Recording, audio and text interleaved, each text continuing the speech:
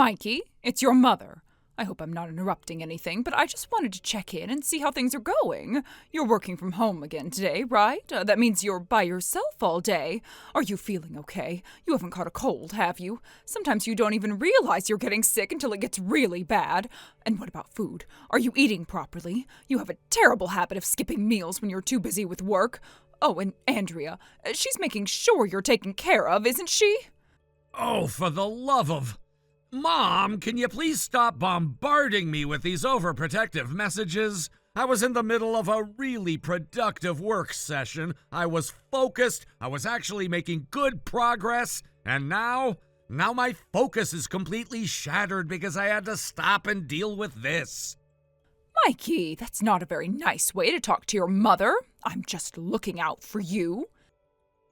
Looking out for me? Mom, this isn't just looking out. This is you hovering, micromanaging, obsessing over every little thing as if I'm a kid who can't take care of himself. That's not true. I'm just making sure your lifestyle isn't falling apart. I know how you get. You get so caught up in work that everything else gets neglected. If I don't check in, who will? It's not like I can just stop by and see for myself, so I have to rely on Andrea. Mom, how many times do I have to tell you, stop putting this kind of pressure on Andrea? She's my wife, not my caretaker. Oh, don't say such cold things. Do you have any idea how sad that makes me? Even if it makes you sad, it frustrates me. It's exhausting having the same conversation over and over again. And can we address something else, like the fact that you keep calling me Mikey? What's wrong with that? What's wrong with that, Mom? I'm 34 years old. You can just call me Mike. I don't know. To me, you'll always be Mikey. Parents don't just stop seeing their children as their babies, you know. No matter how old you get, you're still my little boy. Yeah, I think you're taking that phrase way too literally.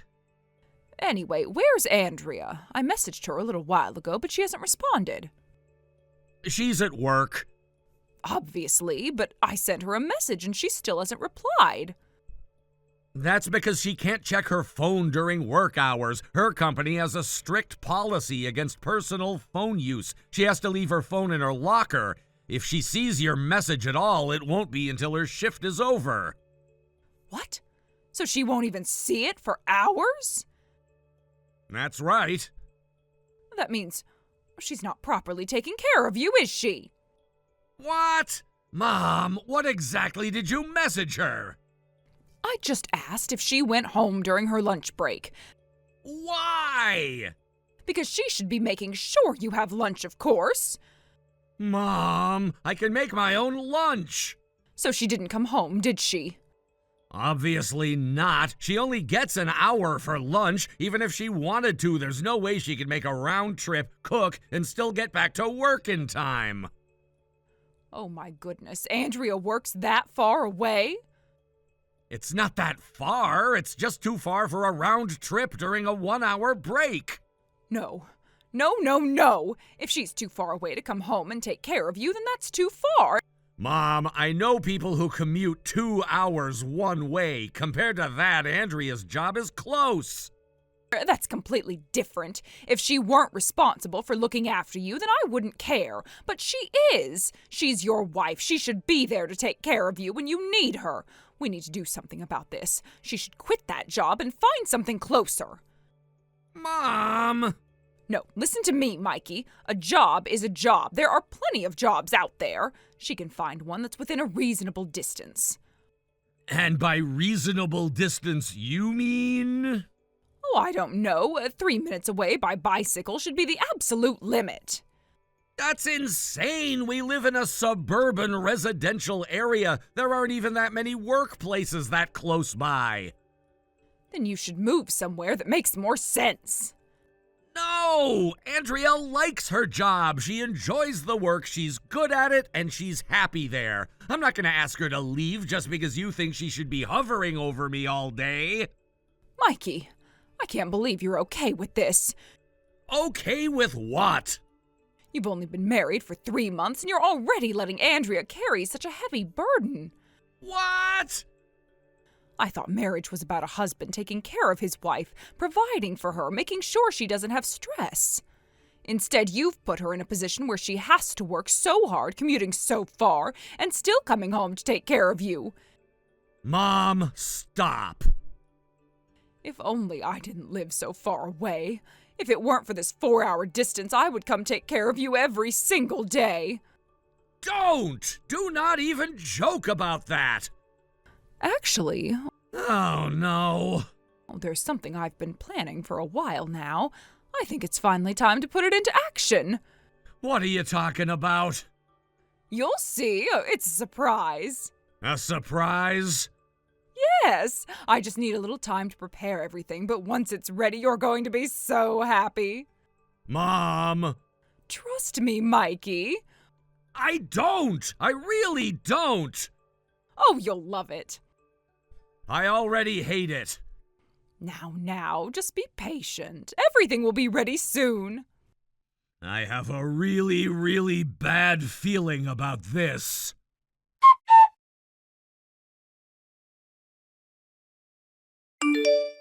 Andrea? Hey, just a heads up. Pretty sure my mom sent you another one of her clingy, overbearing messages. As always, feel free to ignore it. Hey, you. Yeah, I figured. My phone buzzed a couple of times while I was packing up, and I had a feeling it was her. You okay, though? She didn't completely throw you off your day? Let's just say my patience is wearing thin. Oh, no. She hit me with the Mikey barrage again.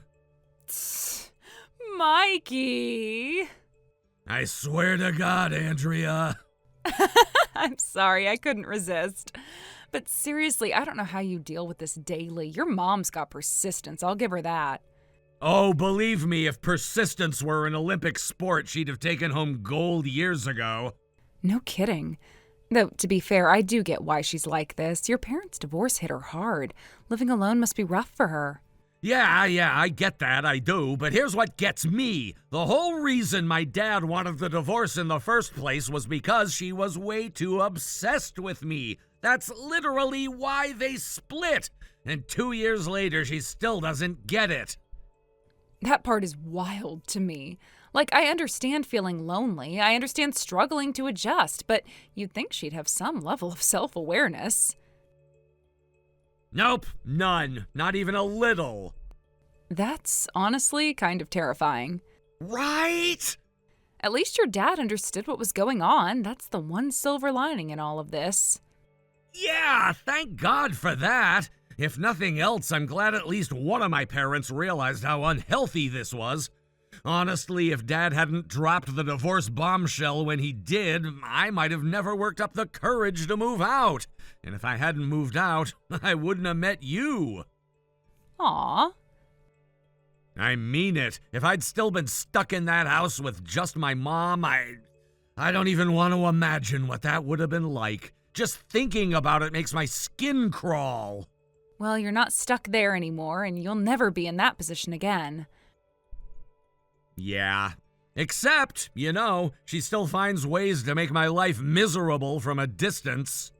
If only you could just block her number and be done with it. God, I wish, but you know what would happen. The moment she realizes I'm not responding, she'll be on the next train over. Yeah, that's a horrifying thought. Yeah, and it's exactly why I regret giving her our address. But you had to, right? That was part of the deal when you moved out? Yeah, at the time I was so desperate to get out I would have agreed to anything. But now, every time she calls, every time she texts, every time I hear that notification chime and feel my stomach drop, I regret it. I regret it so much. And it's affecting your work, too. Last week she was blowing up your phone even though you were literally in the middle of a deadline. Exactly! That's what pisses me off the most! I work from home, staying focused is everything for me. And yet here she is, treating me like I'm just sitting around waiting for her to check in on me like I'm still some kid. She has zero boundaries. I don't know how you deal with it. I don't, Andrea. I don't deal with it. I just survive it. That's not okay. I know it's not okay. That's why I need to figure something out before I completely lose my mind. I love her. She's my mom, but I cannot keep living like this. I hear you, and I really, really wish there was more I could do to help. You are helping. You're literally the only thing keeping me sane through all of this. Well then, I think you're going to love what I have to tell you next. Oh? Go on, I'm listening. So, remember how I asked my friend, the one in real estate, to keep an eye out for places that match what we're looking for? Yeah? Well, she just got back to me. She found a place. No way! Yep, Like our kind of place? exactly. Good location, great layout, and best of all, it has amazing soundproofing. Which means your dream of having a proper, distraction-free home office, it's finally happening. Oh my god, this is actually happening? It is! And get this, we can go and see it as early as tomorrow. Tomorrow? Yes! We're going, no question! I knew you'd say that. I'll let my friend know we're in. Andrea, you're the best! Like, the best. I could kiss you right now. Hold that thought until I actually get home. Deal. God, this is perfect timing. Our lease renewal is coming up soon, and I was dreading the idea of signing on for another year here. Right? Same. This is our chance to make a fresh start. No more worrying about paper-thin walls, no more distractions while you're working. Hopefully. A bit more distance from your mom's radar. Please, I need this. Then let's do it. As soon as we check out the place and confirm everything, we'll start prepping for the move. It's gonna be a lot of work, but we've got this. Yeah, we do got this. Let's make this happen.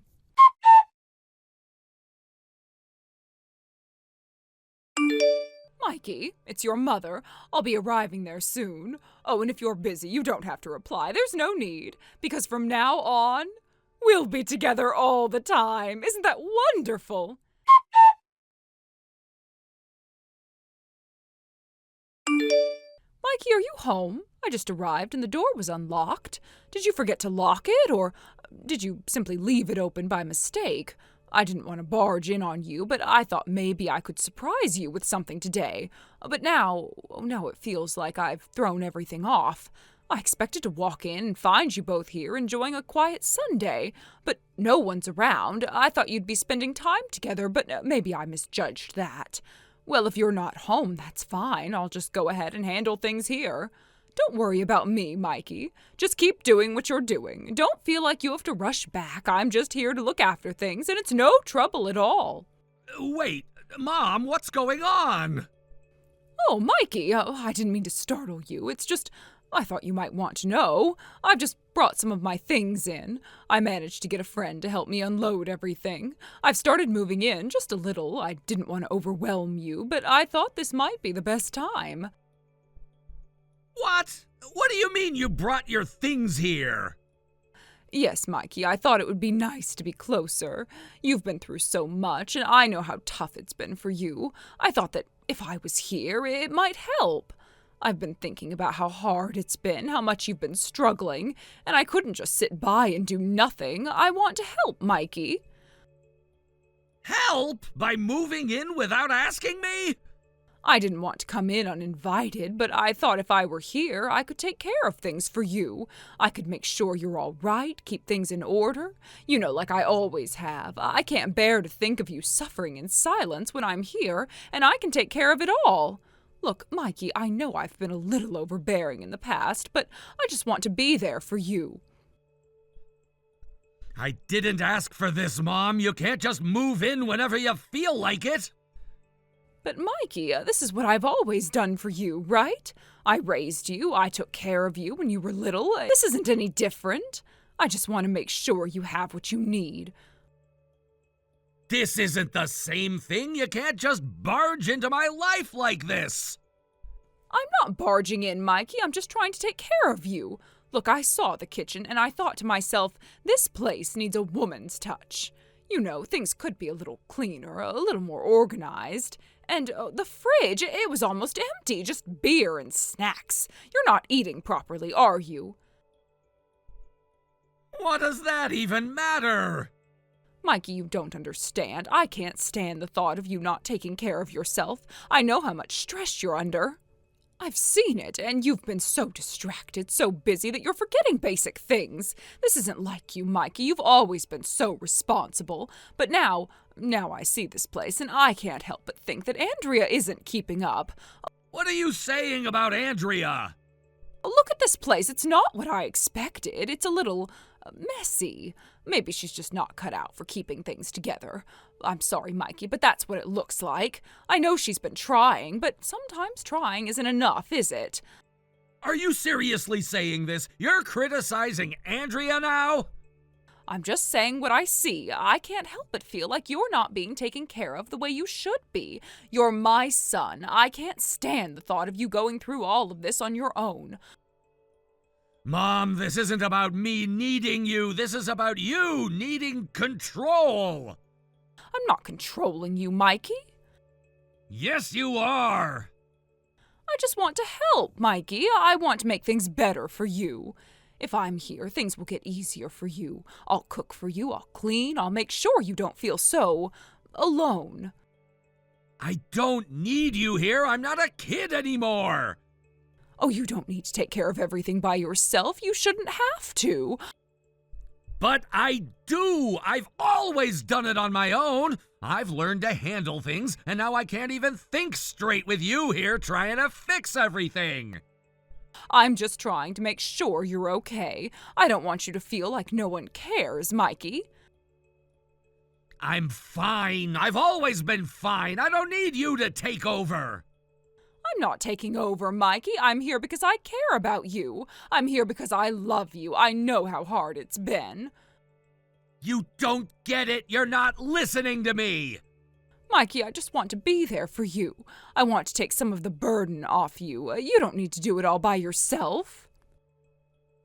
You're not helping. You're making it worse. You can't just keep doing everything, Mikey. I want to help. Let me help you. Mom, this is wrong. You can't just walk into my life like this. I didn't ask for this, and I don't want it. I thought maybe if we lived together again, things would feel more like they used to. It's been hard for you, and I just thought it would make things better. It's not going to make anything better. I didn't want to upset you, Mikey. I wanted to help. I wanted to be there for you. By moving in without asking, without even telling me? I thought it would be a good surprise. It's not a surprise, Mom. It's a violation. You can't just take over. Mikey, please, I just want to be there. I just want to help. Well, I don't want your help. I don't need it. Mikey, please, I don't want to lose you. I can't stand the thought of you being unhappy. You're not losing me. You're just pushing me away. I'm not trying to push you away, Mikey. I don't know what to do anymore. I can't stand seeing you struggle, and I thought I could fix it. You can't fix it. You can't fix me, and you can't fix my life. I just want to be there, Mikey. Please, I'm sorry if I've hurt you. You have. You've hurt me so much, and I can't keep letting you do this. I need to have my own life, Mom. I need to have my own space, my own boundaries. But, Mikey, we're family. Don't you want us to be together? Not like this, Mom. I need to move on. I need to build my own life. Mikey, please. I'm sorry. I didn't mean to hurt you. I can't do this anymore, Mom. I need to be away from you. No, Mikey, please. Goodbye, Mom. Mikey, no. I can't keep doing this. I can't keep pretending that everything's okay when you keep overstepping. Mikey, please, I love you. Don't leave me. It's over, Mom. I can't take it anymore. Goodbye. Mikey?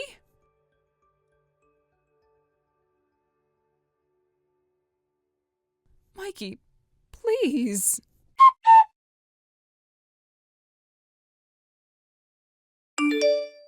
I left the matter to the landlord to handle.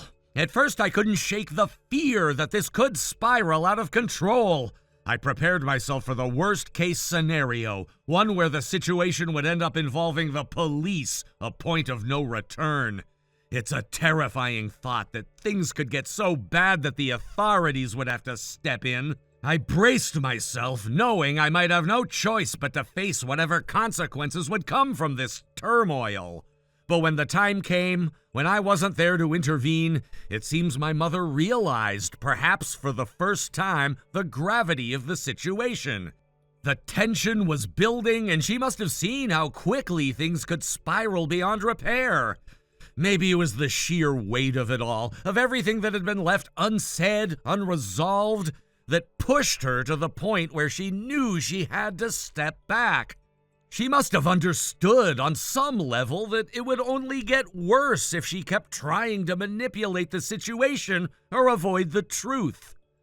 So, without any further drama, she did something unexpected.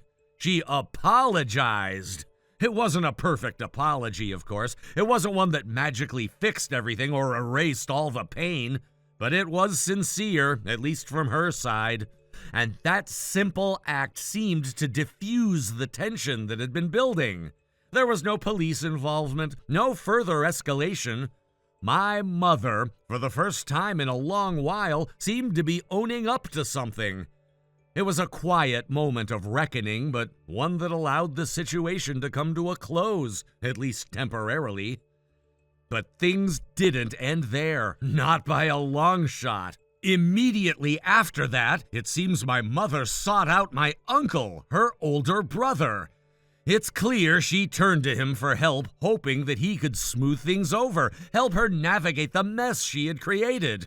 I can't say for certain what exactly they discussed, but when my uncle showed me the conversation history, it was hard to ignore the look on his face. His initial reaction was one of disbelief, even disgust. He couldn't believe what had unfolded. It wasn't just that he was upset. It was as though he was physically sickened by what he read. The details were beyond his comprehension. How could it have gone so far? How could things have unraveled this badly? I could see the shock and frustration in his eyes as he processed everything. But over time, after a lot of back and forth, he came to a reluctant understanding. He didn't like it, but he finally saw why I had done what I did, why I had chosen to distance myself. He couldn't change the past, and neither could I. But at least, after all the pain and confusion, there was a level of acceptance that eventually came. The reality, though, is that none of us could change the past. It was done. And what followed was a decision that felt both inevitable and tragic.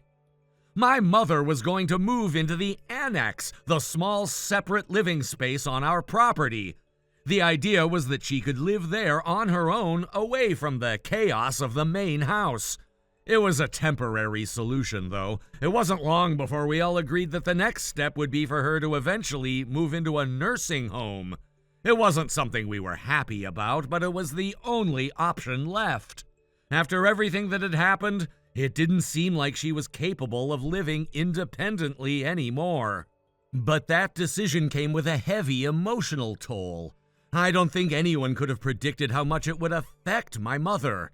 When she finally understood the extent of what had happened, when she realized how far things had fallen, it was as if a switch flipped inside her. The woman who had once been so full of life, so vibrant and active, suddenly seemed to age in an instant. She seemed to collapse inward emotionally, as if the weight of her choices had finally caught up with her. It's strange, because before all of this, I had never imagined her in this light. She was always so strong, so confident, never one to let things get to her. But now, watching her wither away emotionally, it's hard to reconcile that image of her with the person she's become. I hear that she spends most of her days in the annex now, in the solitude of her own room. It's as if she's become a shell of her former self. I'm told she often sits in the corner of the room staring at a photo of me. Maybe she's looking at it, trying to hold on to some piece of the past, trying to make sense of everything that led to this moment. I don't know what goes on in her mind, but I can't help but think that she's trapped in a cycle of regret. She's there, but not really there. She's physically present, but emotionally distant. It's like she's stuck in a moment of frozen time, unable to move forward, unable to let go of the past. There's a part of me that feels sorry for her, but there's also a part of me that's angry. Angry at how things turned out, angry that we got to this point in the first place. How could it have come to this? Why did it take this much for her to finally realize what she had done, the pain she had caused? I know she's not a bad person. She's my mother, after all. But the choices she made, the way she pushed me away, the way she disregarded everything I tried to build for myself, it all adds up. And I can't help but wonder if this was always the path she was going to take. Maybe she never had the capacity to truly understand what it meant to be a mother, to be there for her child, to support them, to recognize the boundaries they set. She never seemed to be able to recognize those things. She was too caught up in her own world, in her own needs, to see how much damage she was causing along the way. And now, as I reflect on everything that's happened, I'm left wondering whether I could have done more to fix things before they got to this point. Maybe if I had said something sooner or done something differently, things could have turned out better. But the more I think about it, the more I realize that this was inevitable. There was no way to go back, no way to fix it. And that realization that we've both been trapped in this cycle for so long is almost as painful as the events themselves. My uncle once told me that sometimes even the strongest family bonds can break, and when they do, they can never be fully repaired. It's a harsh truth, but it's one that I've come to understand all too well. He was right. We've reached a point where there's no going back. My mother and I are too different now. The person I knew, the person I once called my mother, is gone. And in her place is someone who doesn't even recognize herself, let alone me. I think about the future, and I'm not sure what it holds for either of us. I can't predict where this journey will take me or where it will take her. But one thing is certain. Everything has changed. There's no going back to the way things were. The distance between us now is permanent. A chasm that can never be bridged no matter how hard we try. And as much as I wish things had turned out differently, I know that we both have to face the consequences of our actions. The pain, the regret, it's all a part of the process. But in the end, I don't know if there will ever be a way to heal from this. Perhaps time will offer some form of healing, but some wounds, I suspect, run too deep to ever truly mend.